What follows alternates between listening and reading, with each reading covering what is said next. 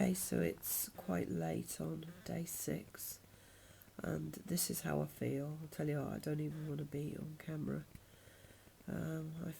It just feels so painful.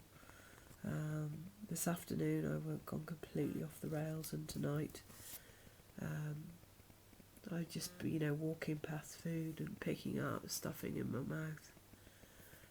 It's like a Dr. Jekyll and Mrs. Hyde, really, compared to how it was last few days. But I know what's going on, and this has happened to me before when it's been such a liberation to find out what I found out in the last few days.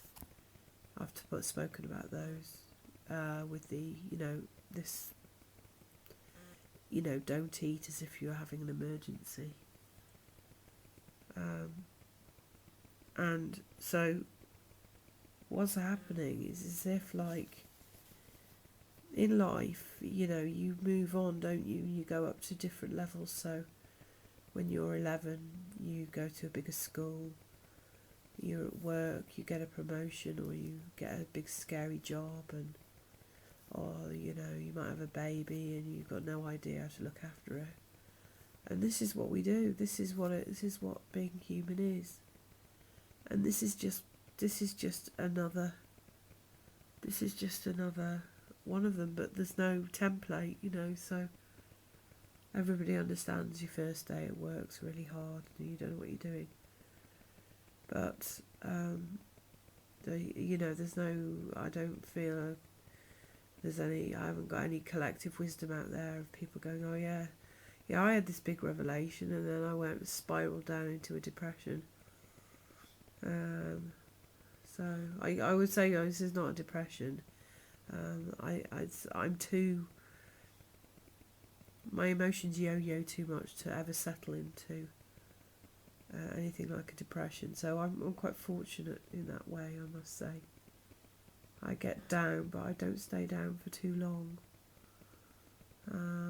So anyway, but yeah, so I think what's happening is that I've sort of said to my subconscious, okay, I don't need food as a protection. I don't need the fat as a protection.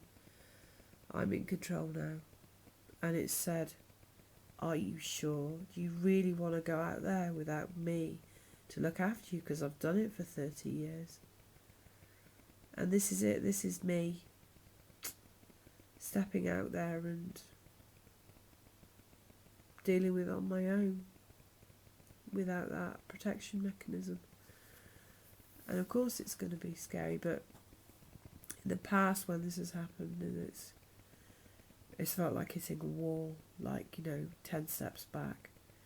It's not a wall, actually, it's a door, and it's just that it's a door with a really tricky lock that I'm having a lot of trouble getting open. But if I just take a wider view on this, am I really going to reach this door and not open it? No, of course I'm not. I am going to open it. So if you're going through similar stuff and you feel like you've hit a wall, I'll tell you it's a door. And just quickly, I got a couple of little clues in amongst all my feeling down. I just started to watch some, rubbish TV, Candy Floss TV, really. And 2 things happened. The first was, there was this ad on for Hugo Boss aftershave or something, and there's a bloke standing there, and the voiceover said, "Red is for go," and then he had a red light or something, and I thought, that's it. It feels like a red light, like, oh, I've ground to a halt, but actually, I just have to go through it. I just have to hold fast and carry on. And the other thing was, I watched